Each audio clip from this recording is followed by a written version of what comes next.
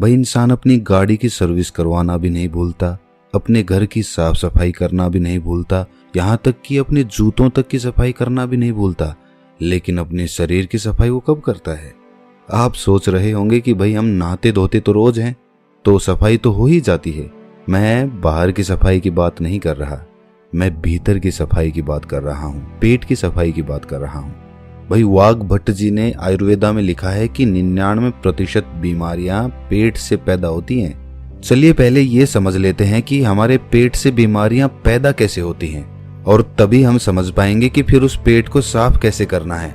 आपको ऐसे बहुत सारे लोग दिखेंगे जो अपनी बीमारियों के कारण दुखी रहते हैं, डॉक्टरों के पास घूमते रहते हैं, किसी वैद्य के पास जाते रहते हैं, और फिर उनका जीवन दवाइयों के सहारे चलने लगता है। और ये भी हकीकत है कि उन दवाइयों से उन्हें कुछ देर के लिए तो आराम हो जाता है, लेकिन उस बीमारी की जड़ कभी नहीं जाती। और जैसे ही वो दवाई लेना छोड़ते हैं तो दर्द फिर से उनको परेशान करने लग जाता है। भाई कितने ही लोग आपने देखे होंगे, और वास्तविकता में तो आपके परिवार में भी ऐसे लोग होंगे। किसी के हाथ में दर्द होता है, किसी के घुटनों में दर्द होता है, किसी के पैर में दर्द होता है, और किसी के डायबिटीज है, किसी का लीवर खराब है, किसी को पथरी है। लेकिन समझने की बात यह है कि जिस तरह एक बीज से एक पेड़ बनता है, उसी तरह हमारे पेट में जमा गंदगी से ही इन सारी बीमारियों का जन्म होता है। भाई ये तो हम सभी जानते हैं कि फलों और कच्ची सब्जियों को पचने में तकरीबन 2 से 3 घंटे लगते हैं।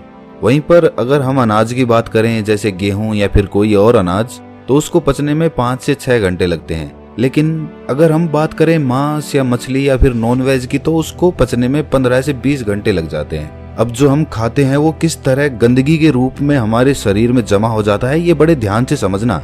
ये समझोगे तभी ये समझ पाओगे कि उस गंदगी को बाहर कैसे निकालना है। इससे मैं आपको आसान तरीके से एक उदाहरण के माध्यम से समझाता हूँ। मान लीजिए कि आप अपनी गाड़ी लेकर अपने घर से जाते हैं। रास्ते में गाड़ी सड़क पर चलती है, और कुछ दूर सड़क पर चलने के बाद सामने कीचड़ आ जाता है।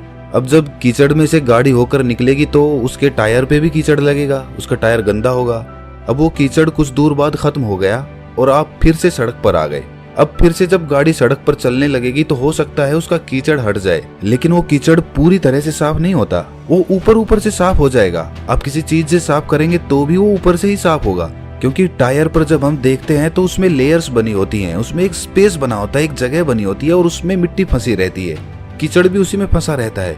तो ऊपर से साफ करने पर वो ऊपर ऊपर से साफ होता है। उस टायर को पूरी तरह से साफ करने के लिए आपको तेज प्रेशर से उस पर पानी डालना होगा, तब उस बीच वाले स्पेस से वो मिट्टी निकल कर बाहर आएगी। लेकिन अगर हम हाई प्रेशर से उस पर पानी नहीं मारते हैं तो वो मिट्टी सालों सालों तक उसमें फंसी रहती है और टायर यूं ही चलता रहता है। उसी तरह जब हम कोई खाना खाते हैं तो पहले तो वो खाना हमारे मुंह में आता है, मुंह में हम उसे चबाते हैं, फिर वो हमारे पेट में पहुंचता है, जहां पर हमारी इंटेस्टाइन उसमें से रस लेती है, उसमें से जो भी न्यूट्रिशंस होते हैं उन्हें खींच लेती है, और उसके बाद उसे स्मॉल इंटेस्टाइन में भेज देती है, जहां से वो अपने रास्ते से बाहर आ जाता है। लेकिन हर प्रकार के खाने को पचने में अलग अलग समय लगता है, ये तो हमने सीख लिया, अभी पीछे बताया था। तो इससे पहले कि वो खाना पच पाता, हमारे इंटेस्टाइन उसमें से जरूरी न्यूट्रिएंट्स निकाल पाती, उससे पहले ही हम कुछ और खा लेते हैं। अब वो भी तो जाएगा, अब वो खाना जो हमने अभी खाया है वो भी इसी रास्ते से वहीं पर पहुंचेगा। तो अब जो खाना पहले से हमारे पेट में पड़ा हुआ है, जो पूरी तरह से हजम भी नहीं हुआ है, डाइजेस्ट नहीं हुआ है, वो अभी उस पर प्रेशर लगेगा। किसका? जो खाना हमने अभी खाया है उसका, क्योंकि वो भी तो उसी रास्ते से आगे जाने वाला है और आगे तो जाम लगा पड़ा है। तो ये खाना उसको धक्का मारेगा और वो पुराना खाना बिना पूरी तरह से डाइजेस्ट हुए आगे निकल जाएगा। लेकिन जब ये हाफ डाइजेस्टेड खाना बिना पूरी तरह से हजम हुए आगे बढ़ जाता है तो ये पीछे छोड़ जाता है बैक्टीरियाज के भंडार। बहुत सारे बैक्टीरियाज होते हैं जो पीछे छूट जाते हैं, और ये बैक्टीरियाज हमारे इंटेस्टाइन से, यानी कि हमारे पेट की, हमारे स्टमक की जो इनर वॉल्स होती हैं उनसे चिपक जाते हैं, चिपट जाते हैं। उसी तरह जैसे वो कीचड़ उस गाड़ी के पहिए पर लगा था, ठीक उसी प्रकार अब हमारे इंटेस्टाइन तो खाने से न्यूट्रिशंस खींचने के लिए बनी है। तो जब हमारे इंटेस्टाइन खाने से न्यूट्रिशंस खींचती है और शरीर के दूसरे अंगों में उन्हें पहुंचाती है, तो उन न्यूट्रिशंस के साथ ये बैक्टीरियाज जो पहले से ही हमारे इंटेस्टाइन से चिपके हुए थे, ये भी खून के साथ अलग अलग अंगों में पहुंच जाते हैं। जब ये बैक्टीरिया वाला खून हमारे शरीर के अलग अलग अंगों पर पहुंचता है तो अलग अलग प्रकार की बीमारी पैदा होती है। जैसे जब ये लीवर में पहुंचेगा तो वहां पर पथरी बनने के चांसेस रहेंगे। जब ये दिल के पास पहुंचेगा तो दिल का दौरा पड़ने के चांसेस रहेंगे, और जब ये मस्तिष्क में पहुंचेगा तो ये दिमाग की बीमारी पैदा कर देगा, और इसी प्रकार जहां भी ये पहुंचेगा, जोड़ों में पहुंचेगा तो जोड़ों का दर्द पैदा करेगा। तो इसीलिए समय समय पर हमें अपने पेट की सफाई करते रहना चाहिए ताकि हमारे इंटेस्टाइन में वो बैक्टीरिया जमा ना होने पाए। चलिए मैं आपसे पूछता हूँ कि घर की सफाई करने के लिए सबसे पहला स्टेप क्या होता है? भाई कॉमन सेंस की बात है कि अगर हमें अपने कमरे की सफाई करनी है तो हमें कमरे को खाली करना होगा। अगर फर्श साफ करनी है तो फर्नीचर को बाहर निकालना पड़ेगा। उसी तरह से हमें भी अपने पेट की सफाई करने के लिए ऐसे ही शुरुआत करनी चाहिए। अगर हम अपनी पूरी बॉडी को डिटॉक्स करना चाहते हैं तो सबसे पहले तो हमें अपने पेट को साफ करना होगा, जहां से सारी बॉडी में बैक्टीरिया सप्लाई हो रहे हैं। तो इसका सबसे अच्छा, सबसे पहला और सबसे आसान तरीका है व्रत करना, फास्टिंग करना चालू करिए। फास्टिंग करने से हमारा पेट खाली होगा, और जब हमारा पेट खाली होगा तभी तो हम उसकी सफाई कर पाएंगे। अब देखिए, फास्टिंग करना कुछ लोगों को बहुत डिफिकल्ट लगता है, बहुत कठिन भी होता भी है। जो लोग फास्टिंग कर सकते हैं वो फास्टिंग करें, हफ्ते में किसी दिन कर लें या महीने में कर लें। और फास्टिंग करें तो पानी, जूस या फिर कोई फल इत्यादि ही खाएं, क्योंकि तभी तो वो फास्टिंग होगी। और जिन लोगों को ये कठिन लगता है कि भाई वो भूखे नहीं रह सकते, फलों से उनका पेट नहीं भरता है, तो ऐसे लोग हल्का खाना खा सकते हैं, जैसे खिचड़ी खा ली। जब आप इस तरह का कोई व्रत करते हैं तो जाहिर सी बात है आपका पेट तो खाली ही रहेगा, और जब आपकी बॉडी को विटामिन या फिर न्यूट्रिएंट्स चाहिए होंगे तो वो आपके इंटेस्टाइन के पास इंफॉर्मेशन भेजेंगे कि भाई आगे न्यूट्रिशंस की जरूरत है, सप्लाई चाहिए, हमें जल्दी से दो। और इंटेस्टाइन के पास तो कुछ है ही नहीं, वो देगा क्या? तो जो बैक्टीरियाज इंटेस्टाइन पे पहले से चिपके होते हैं, खून उन्हीं को लेकर उन अंगों के पास पहुंच जाता है, और इस तरीके से वो इंटेस्टाइन यानी कि हमारे पेट की वो इनर वॉल्स साफ हो जाती हैं, उन पर से बैक्टीरिया हट जाता है। लेकिन अब वो बैक्टीरियाज हमारे खून में मौजूद हैं, तो अपने खून में से वो बैक्टीरियाज निकालने के लिए आपको पसीने निकालने चाहिए। आप जितने पसीने निकालेंगे उतना ही आपका खून डिटॉक्स होता जाएगा।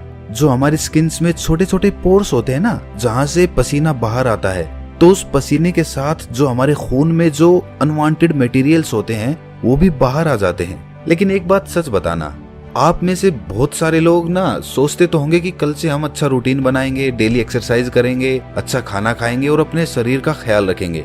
लेकिन अगली सुबह आते ही आप भूल जाते हो, फिर से वही रूटीन, फिर से लेट उठना, फिर से ऑफिस में जाना, और फिर से आकर उसी तरह से रात में लेट सोना। देखिए, इसमें गलती इंसान की नहीं होती, इंसान का रूटीन ही ऐसा हो गया है। वो कभी रात की ड्यूटी करता है तो कभी दिन की ड्यूटी करता है, तो इस तरीके से उसका कोई रूटीन फिक्स हो ही नहीं पाता, और वो अंदर ही अंदर अपने मन में निराश होता चला जाता है।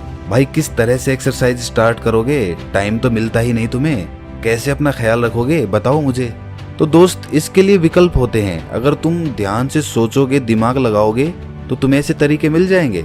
भाई इसके लिए हमें जापान के लोगों से सीखना चाहिए। जापान के लोगों का भी शेड्यूल इसी तरह बिजी रहता है, उन्हें टाइम मिल ही नहीं पाता कि वो एक्सरसाइज करें। उस देश में भी ज्यादातर लोगों को टाइम मिल ही नहीं पाता कि वो एक्सरसाइज कर लें, इसीलिए वो अपने पास एक साइकिल रखते हैं। कहीं जाना हो इधर उधर, छोटी मोटी जगहों पे, ज्यादा दूर नहीं जाना हो, वहां पर वो अपनी साइकिल का इस्तेमाल करते हैं, वरना तो पब्लिक ट्रांसपोर्ट में या फिर खुद की कार से ट्रेवल करते हैं। ज्यादा दूर नहीं, लेकिन छोटी जगहों पे कुछ दूर जाने के लिए वहां तो हम साइकिल का इस्तेमाल कर सकते हैं।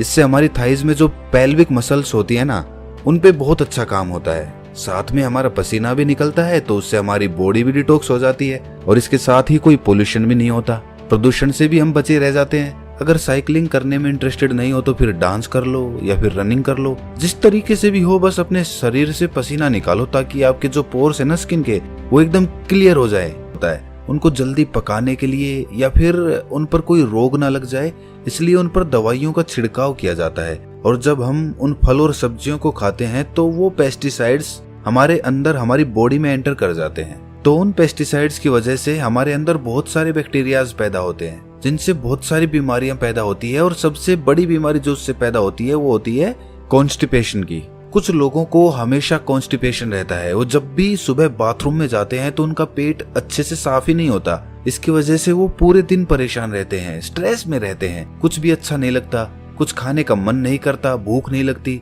तो उन लोगों के लिए त्रिफला चूर्ण सबसे अच्छी औषधि मानी जाती है। त्रिफला के नाम से ही पता चलता है कि ये 3 फलों से मिलकर बना होता है। आंवला और हरड़ त्रिफला चूर्ण के मेन कंपोनेंट्स होते हैं। आंवला में विटामिन सी होता है, फाइबर होता है, और वहीं पर हरड़ एक बहुत अच्छा एंटीबैक्टीरियल होता है, जिस दिन आप सुबह सुबह नींबू पानी नहीं पीने वाले, उस दिन आप त्रिफला चूर्ण का सेवन करें। 1 छोटी चम्मच अच्छे से गुनगुने पानी में मिलाकर पी जाओ। उसके बाद देखना क्या कमाल होता है। खाना अच्छे से डाइजेस्ट होगा। सुबह पेट इतने अच्छे से खाली होगा कि पूरा दिन हल्का हल्का महसूस करोगे। और इसे भी रोज लेने की जरूरत नहीं है भाई। 1 हफ्ता आपने नींबू का पानी ले लिया, फिर किसी दूसरे हफ्ते आपने त्रिफला चूर्ण का सेवन कर लिया। इस तरह अल्टरनेट तरीके से इनका इस्तेमाल करना है। कहीं पता चले कि आप नींबू पानी भी पी रहे हैं और साथ में त्रिफला चूर्ण का भी सेवन कर रहे हैं। ऐसा मत करना। अच्छा, एक राज की बात बताता हूँ। जो लोग अल्कोहल ज्यादा पीते हैं ना, उसकी वजह से उनकी बॉडी में एसिडिटी बढ़ जाती है। तो ये जो त्रिफला चूर्ण है, ये उस अल्कोहल के इफेक्ट को भी बहुत कम कर देता है। अच्छा देखिए, अगर आप पहले से कोई और दवाई ले रहे हैं तो त्रिफला चूर्ण को अवॉइड करना या फिर अपने डॉक्टर से कंसल्ट करके तभी लेना। अच्छा, एक और बहुत अच्छा तरीका होता है बॉडी को डिटॉक्स करने का, और वो है कि खाने से पहले फ्रूट्स या फिर सैलेड खा लो अच्छे से पेट भर के। उससे क्या होता है कि फलों में और सलाद में ना फाइबर होते हैं बहुत अच्छी मात्रा में। जब वो फाइबर हमारी बॉडी में पहुंचते हैं तो वो ल्यूब्रिकेशन पैदा करते हैं, जिस ल्यूब्रिकेशन की वजह से जो हम खाना खाते हैं वो कहीं पर अटकता नहीं है, वो आसानी से नीचे चला जाता है। और खाना कभी भी पूरा पेट भर के मत खाना। खाना हमेशा 80% के लगभग ही खाना चाहिए। 20% जगह पेट में खाली रहनी चाहिए। ये सारे तरीके आपकी बॉडी को पूरी तरह से डिटॉक्स कर देंगे। इनमें से कुछ तरीके थोड़े आसान हैं तो कुछ तरीके थोड़े कठिन हैं। आप अपनी सुविधा के अनुसार कोई भी तरीका अपना सकते हैं, लेकिन ये सारे तरीके बॉडी को डिटॉक्स करने के लिए हैं। माइंड को डिटॉक्स करने के लिए कुछ अलग तरीके होते हैं। अगर इस वीडियो में हम डिस्कस करेंगे तो ये वीडियो बहुत लंबी हो जाएगी, लेकिन आप ये जान लीजिए कि जितना जरूरी बॉडी को डिटॉक्स करना है, उससे कहीं ज्यादा जरूरी माइंड को डिटॉक्स करना होता है। क्योंकि हमारे माइंड में ना बहुत सारा स्ट्रेस है, बहुत एंजाइटी है, बहुत सारे डर है, फियर है, ईर्ष्या है, जलन है, द्वेष है, पता नहीं किस किस तरह के इमोशंस हमारे दिमाग के अंदर भरे पड़े हैं, जो कभी खाली ही नहीं होते, जो वहीं पर अटके रह जाते हैं और हमें हमेशा परेशान करते रहते हैं, नई नई बीमारियों को पैदा करते रहते हैं। उससे मानसिक बीमारियां बहुत सारी पैदा होती हैं। डिप्रेशन हो जाता है, हमेशा दुखी रहना, खोया खोया रहना, समाज से कटके रहना, किसी से मिलना जुलना नहीं, कॉन्फिडेंस कम हो जाना, अपने एक्सप्रेशन दूसरों के सामने एक्सप्रेस ना कर पाना, ये सारी प्रॉब्लम्स माइंड डिटॉक्स